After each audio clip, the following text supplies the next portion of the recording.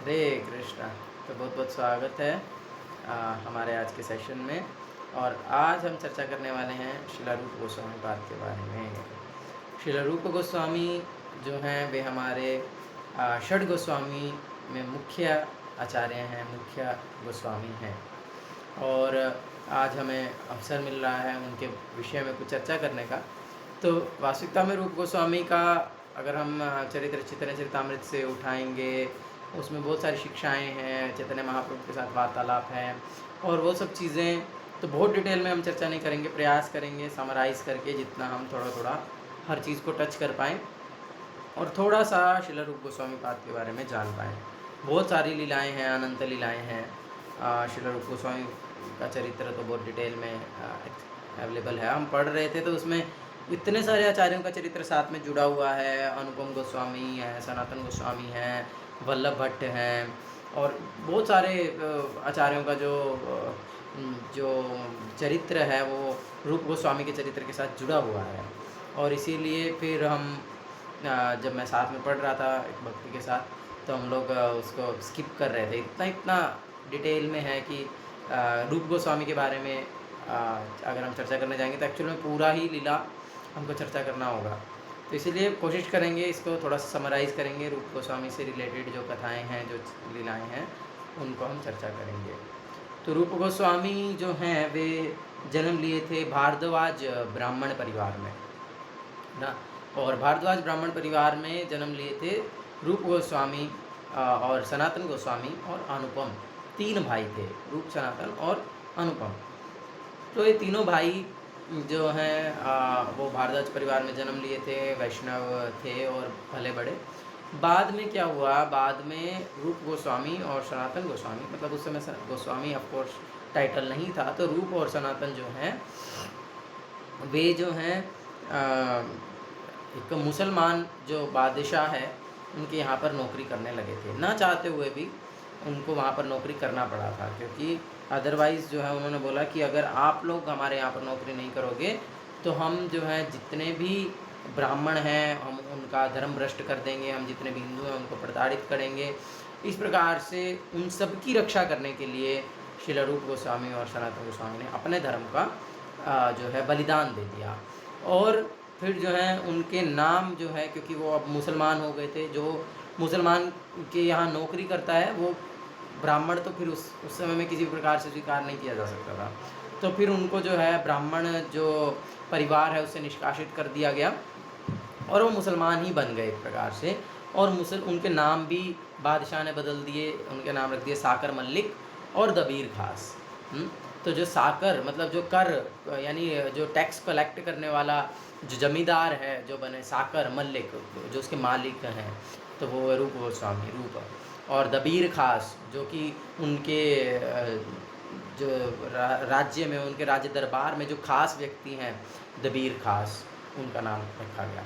तो इस प्रकार से रूप और सनातन दोनों ही जो हैं वो मुस्लिम जो बादशाह हैं उनके यहाँ पर नौकरी करने लगे, कार्य करने लगे। तो वो पूर्ण रूप से ब्राह्मण परिवार से निष्कासित कर दिए गए और मुसलमान ही हो गए। इस प्रकार से उनका नाम भी मुसलमान हो गया और इस प्रकार से वो पूर्ण रूप से मुसलमान हो गए थे। लेकिन जब उन्हें बाद में पता चला कि पास में ही रामकेली ग्राम में चैतन्य महाप्रभु आए हैं, तो क्योंकि वो तो उच्च कुल भारद्वाज ब्राह्मण कुल में जन्म लिए थे और वैष्णव थे, तो इसीलिए उनके जो हृदय में नेचुरली वैष्णव के जो स्वभाव था, नेचुरली जो भगवान का भक्ति था उनके हृदय में था। इसलिए जैसे ही उनको पता चला कि चैतन्य महाप्रभु जो है वे रामकेली ग्राम में आए हैं, तो रूप गोस्वामी, सनातन गोस्वामी और अनुपम तीनों ही जो है वो चैतन्य महाप्रभु से मिलने के लिए उधर गए थे। और रामकेली में जो है उनकी पहली भेंट हुई और बहुत सुंदर वर्णन किया गया है कि किस प्रकार से जो हमारे आचार्य लोग हैं, रूप गोस्वामी हैं, वे किस प्रकार से अपने दांतों में तिनके को दबा करके जो है रूप गोस्वामी के चैतन्य महाप्रभु को अप्रोच करते हैं, चैतन्य महाप्रभु को प्रणाम करते हैं।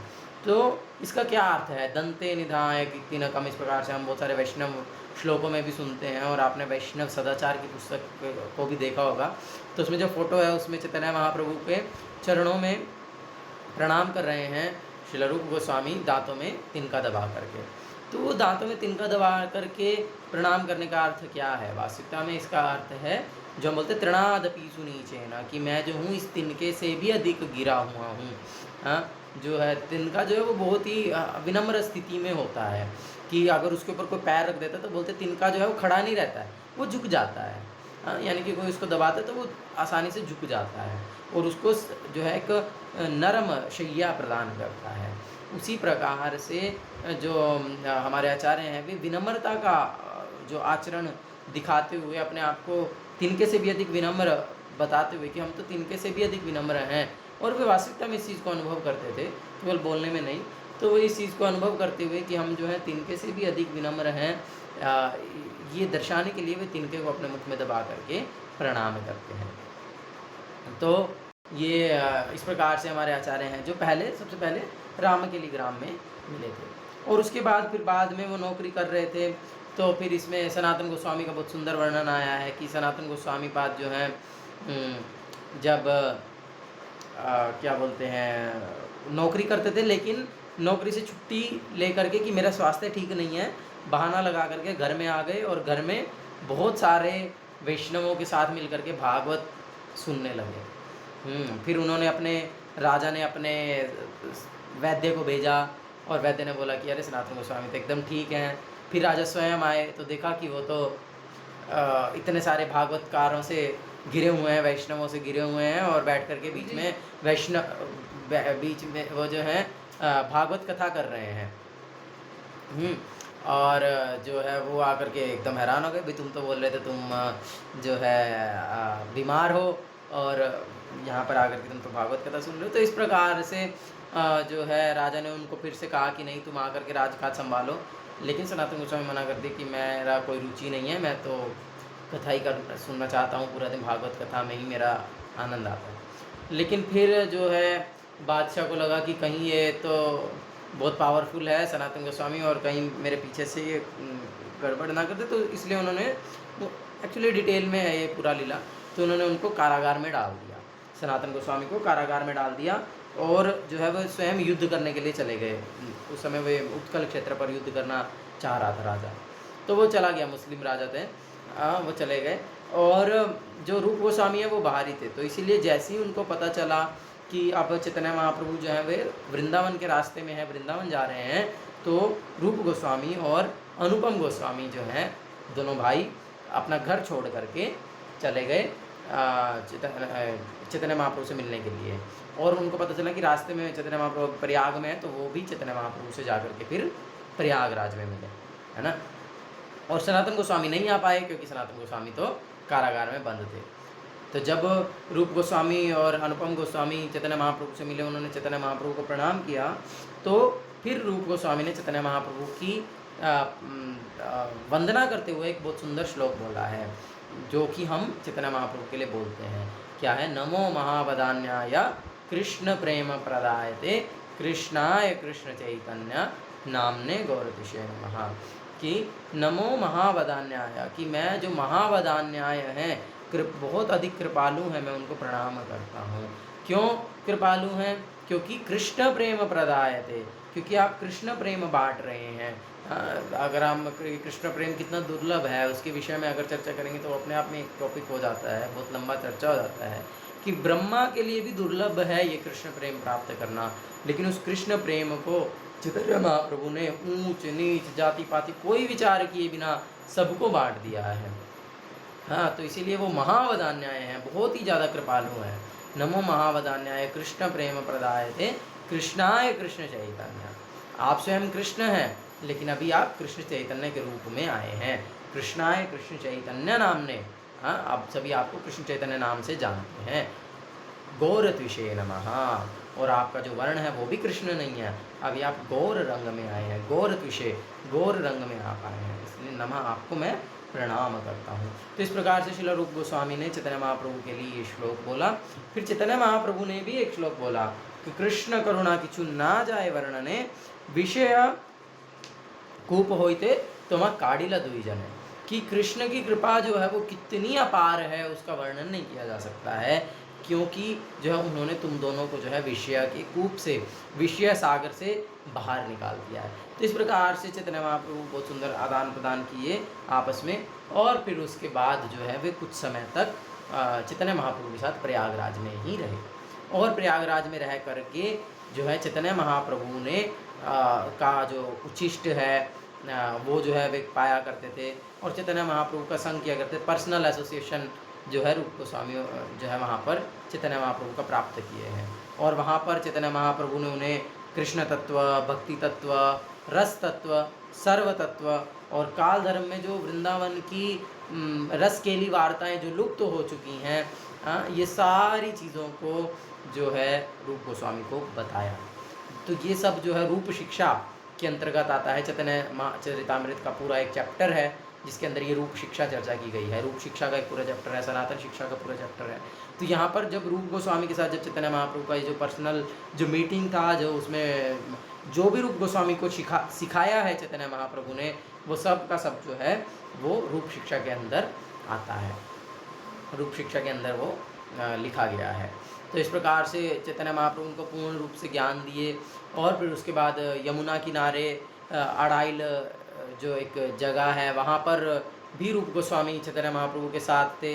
वहाँ पर एक सुंदर लीला का वर्णन आता है कि जब वल्लभ भट्ट जी ने उनको अपने स्थान पर बुलाया था, आमंत्रित किया, तो रास्ते में यमुना पार करके जाना था। तो नौका से जब पार करके जा रहे थे तो चैतन्य महाप्रभु नौका से छलांग लगा दिए यमुना के अंदर।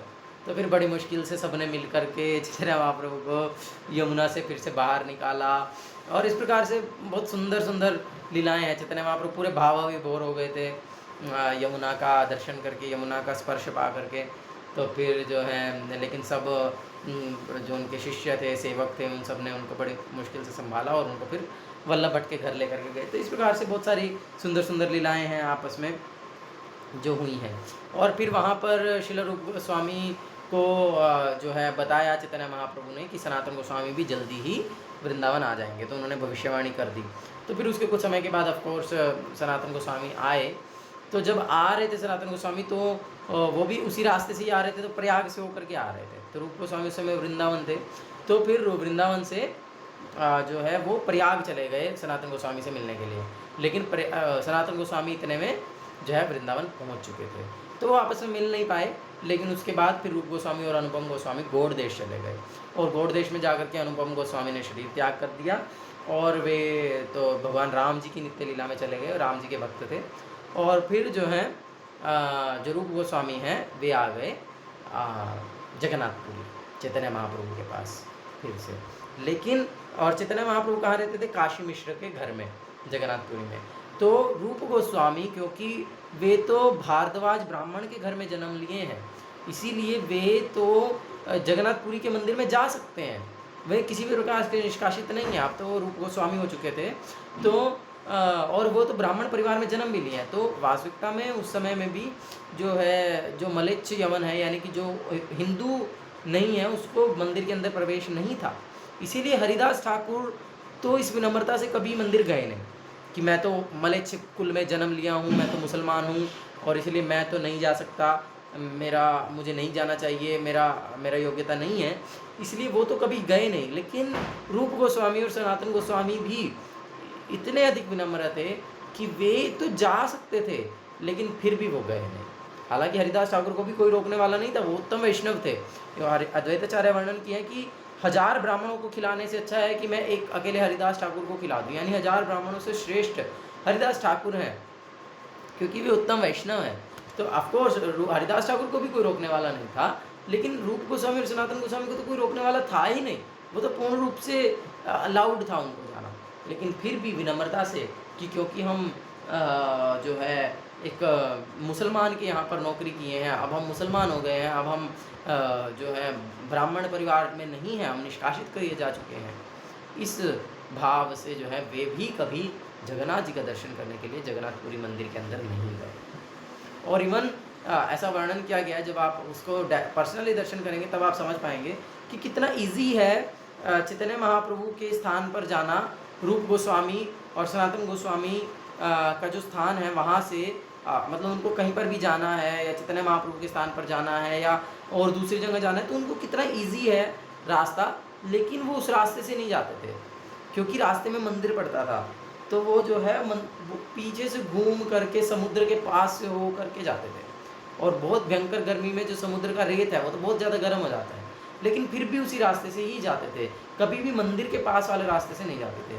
क्यों? क्योंकि कहीं मंदिर का कोई पुजारी, मंदिर का कोई पांडा जो है वहाँ से ना जा रहा हो और हमारी जो छाया भी उसके ऊपर ना पड़ जाए, हमको कहीं वो देख भी ना ले जिससे कि वो अपवित्र ना हो जाए। इस प्रकार से इतना विनम्र भाव जो है हमारे ये आचार्य रूप गोस्वामी सनातन गोस्वामी पाद रखा करते थे। और इवन चैतन्य महाप्रभु से मिलने के लिए भी उनके स्थान पर नहीं जाया करते थे। काशी मिश्र के घर में रहते थे चैतन्य महाप्रभु, वहाँ पर भी नहीं जाते थे। तो स्वयं इसीलिए चैतन्य महाप्रभु हर रोज़ जो है वो हरिदास ठाकुर से मिलने भी जाते थे, वो रूप गोस्वामी और सनातन गोस्वामी पाद से मिलने के लिए भी आया करते थे। हाँ, तो इस प्रकार से और बहुत सुंदर सुंदर लीलाएँ हैं। वृंदावन की भी बहुत सारी लीलाएँ हैं। वृंदावन में भी रूप गोस्वामी जब रहते थे तो बहुत सारी नित्य लीलाएँ वो दर्शन किया करते थे, है ना। और क्या बोलते हैं, रूप गोस्वामी ने बहुत सारे शास्त्रों का जो है रचना किया है। विशेष रूप से हमारे रूप गोस्वामी और सनातन गोस्वामी ने बहुत सारे शास्त्रों की रचना की है। तो रूप गोस्वामी ने जिन शास्त्रों की रचना की है उसमें मुख्य रूप से हम जानते हैं उपदेशामृत, है ना। तो उपदेशामृत जो है बहुत ही बेसिक और बहुत ही इम्पोर्टेंट ग्रंथ है हमारे लिए, जिसमें कि बहुत सुंदर सुंदर वर्णन किया गया है कि किस प्रकार से जो है कौन पूरे पृथ्वी में शिष्य बनाने के योग्य है, फिर उसके बाद कौन 6 प्रकार की चीज़ें क्या हमें छोड़ना चाहिए भक्ति में प्रगति करने के लिए, क्या 6 चीज़ों को हमें अपनाना चाहिए भक्ति में प्रगति करने के लिए, और क्या 6 प्रकार की चीज़ें हैं जिससे हम भक्तों के साथ आदान प्रदान करना चाहिए, और इस प्रकार से और महाभागवत के क्या लक्षण हैं। इस प्रकार से बहुत सारी चीज़ें उन्होंने उपदेशामृत में एक्सप्लेन की हैं। तो ये श्रील रूप गोस्वामी लिखे हैं श्री उपदेशामृत। और फिर उसके बाद उन्होंने लिखा है श्री भक्ति रसामृत सिंधु। भक्ति रसामृत सिंधु वास्तविकता में बहुत बड़ा ग्रंथ है, जिसमें कि भक्ति रस के अमृत का सागर का वर्णन किया है। भक्ति रसामृत सिंधु है ना, तो ऐसा सिंधु है बहुत। और इसके एक्सप्लेनेशन में बताया गया है कि जो सिंधु है, जो सागर है, उसकी तो सीमाएं होती हैं, उसके तो किनारे होते हैं, लेकिन जो ये भक्ति रसामृत सिंधु है इसकी तो सीमाएं ही नहीं है, इसकी तो किनारे भी नहीं है। ये इतना अपार है, इतना अगाध है, जो एक बार गिर जाएगा वो बस उसमें ही गोते खाएगा। तो उसको रूप गोस्वामी 2 पार्ट्स में लिखे हैं, जिसमें विधि मार्ग और फिर राग मार्ग का वर्णन किया गया है। तो बहुत डिटेल ऑफकोर्स शास्त्र है। और एक्चुअल में क्या है कि चैतन्य महाप्रभु का जो निर्देश था कि सारे शास्त्रों का सार जो है वो कृष्ण भक्ति है, उसे स्थापित करना, उसमें रूप गोस्वामी ने भक्ति रसामृत सिंधु ग्रंथ दिया है। भक्ति रसामृत सिंधु में रूप गोस्वामी ने बहुत सारे रेफरेंस दिए हैं अलग अलग शास्त्रों से, जहाँ पर कृष्ण भक्ति का वर्णन किया गया है। बहुत सारे पुराणों से, बहुत सारे उपनिषदों से, बहुत सारी संहिताओं से, बहुत सारे रेफरेंसेस को एक साथ बस कर दिया और उसको ग्रंथ बना दिया भक्ति रसामृत सिंधु। तो इस प्रकार से भक्ति रसामृत सिंधु में बहुत सारे अलग अलग शास्त्रों से कृष्ण भक्ति से संबंधित जो श्लोक हैं उनके हमको रेफरेंस मिलते हैं। सनातन गोस्वामी भी इस प्रकार से एक श्लोक लिखे हैं, उसका नाम है हरि भक्ति विलास। उन्होंने भी सेम काम किया है। तो इस प्रकार से चैतन्य महाप्रभु की जो इच्छा है उसको उन्होंने पूरा किया है। और भी कई ग्रंथ लिखे हैं, जैसे कि नाटक लिखे हैं, ललित माधव, विदग्ध माधव, और ये क्या है, दान लीला कौमुदी और उज्ज्वल लीलामणि, कितने सारे ग्रंथ हैं। प्रयुक्त आख्यात चंद्रिका, मथुरा महिमा, पद्यावली, नाटक चंद्रिका, लघु भागवतामृता, तो और सिद्धांत रत्न, काव्य कौस्तुभ, बहुत सारे ग्रंथ लिखे हैं श्रील रूप गोस्वामी। इस प्रकार से बहुत सारे ग्रंथों का जो है वर्णन किए हैं। तो ये जो विदग्ध माधव और ललित माधव है, इसका बड़ा सुंदर कहानी है कि एक बार क्या हुआ था, जब रूप गोस्वामी विदग्ध माधव लिखे हैं कि वृंदावन का लीला का वर्णन किया गया है। वृंदावन के भगवान कृष्ण की, राधा रानी की जो लीलाएं हैं, सब वृंदावन, मथुरा, द्वारिका, ऐसे बहुत सारी लीलाओं को वो एक नाटक के रूप में लिख रहे थे। जैसे नाटक में मतलब क्या है कि सबके डायलॉग्स कि कृष्ण ने अच्छा ये कहा, फिर राधा रानी ने ये कहा, फिर कृष्ण ने ये कहा, फिर ललिता ने ये कहा, फिर विशाखा ने, इस प्रकार से नाटक के फॉर्म में उन्होंने इसको पूरे को कंपाइल किया, जिसमें उन्होंने वृंदावन, मथुरा और द्वारिका कुछ कुछ लीलाएं सब कुछ मिक्स कर दिया। तो फिर सत्यभामा जी स्वयं आकर के उनको बोल रहे हैं कि तुम जो है मेरी लीलाओं को अलग से लिखो, मेरी लीलाओं को मिक्स मत करो। तो फिर जो है उन्होंने उसके 2 पार्ट्स बना दिए, एक को नाम दे दिया विदग्ध माधव, एक को नाम दे दिया ललित माधव। तो एक में द्वारिका का पार्ट लिख दिया, एक में जो है वृंदावन का पार्ट लिख दिया। तो इस प्रकार से करके उन्होंने इसको सेपरेट किया है। तो इस प्रकार से और बहुत सुंदर सुंदर लीलाएँ हैं। मैं अभी प्रिपरेशन करने का टाइम मिल नहीं पाया, तो इसलिए मैं पढ़ नहीं पाया। दिमाग में है लेकिन पूरी तरह से याद नहीं है, तो इसलिए चर्चा नहीं करना चाहिए। अच्छे से ही चर्चा करना चाहिए, नहीं तो कुछ ना कुछ स्पेकुलेशन ऐड हो जाएगा। तो आज यहीं तक ही रखेंगे। बाकी रूप गोस्वामी जो है उनका वर्णन किया गया है। वे कौन है? रूप गोस्वामी रूप मंजरी हैं। हाँ, नित्य लीला में, कृष्ण लीला में रूप मंजरी है। रूप मंजरी कौन है?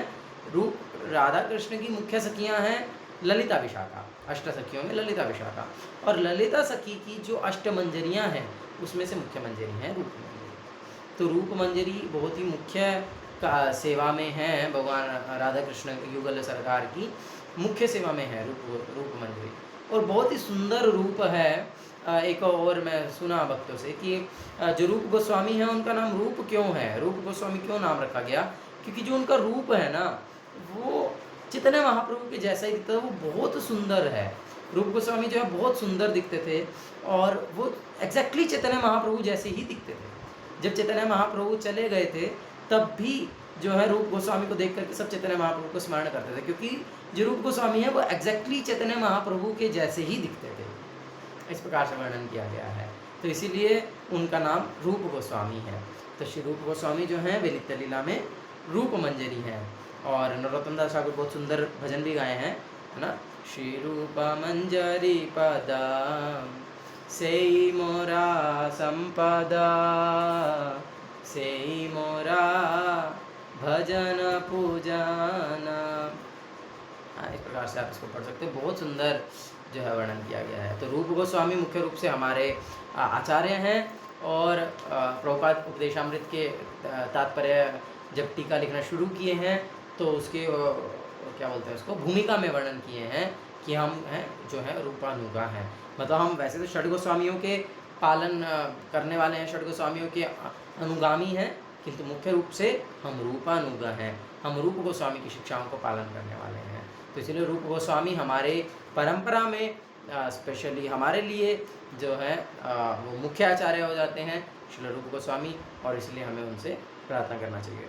रूप गोस्वामी का और एक बहुत सुंदर दिव्य लीला स्मरण आ गया कि रूप गोस्वामी का जो समाधि है, अभी मुझे उसका स्मरण आया। जब हम अभी रिसेंटली वृंदावन में थे तो हम रूप गोस्वामी जी का समाधि दर्शन किए हैं। तो वो कहाँ पर है? वो राधा दामोदर मंदिर में है, और प्रभुपाद जी भी राधा दामोदर मंदिर में रहे हैं विदेश जाने से पहले। तो श्रीला प्रभुपाद जब वहाँ पर रहा करते थे राधा दामोदर के मंदिरों में, तो उस प्रभुपाद 1 बजे उठते थे जब रात को, तो वो श्रील रूप गोस्वामी पाद के समाधि के वहाँ पर जा कर के रात को झाड़ू लगाया करते थे। ये बात आपको कहीं पर लिखी हुई नहीं मिलेगी, किसी प्रभुपाद लीलामृत में भी इसको लिखा गया नहीं है, क्योंकि ये किसी ने देखा नहीं है। और प्रभुपाद लीलामृत में जो है वही बातें लिखी गई हैं प्रभुपाद के विदेश जाने से पहले, जो प्रभुपाद ने बताई हैं। तो ये प्रभुपाद कभी अपने आप से ये बात कभी बताए नहीं है। तो ये बात कहाँ से पता चली? ये बात पता चली है जो रूप गोस्वामी का समाधि है उसके सामने में ही एक बहुत वरिष्ठ जो है एक माताजी रहा करती थी, जो कि अभी कुछ वर्ष पहले ही अपना शरीर त्याग की हैं।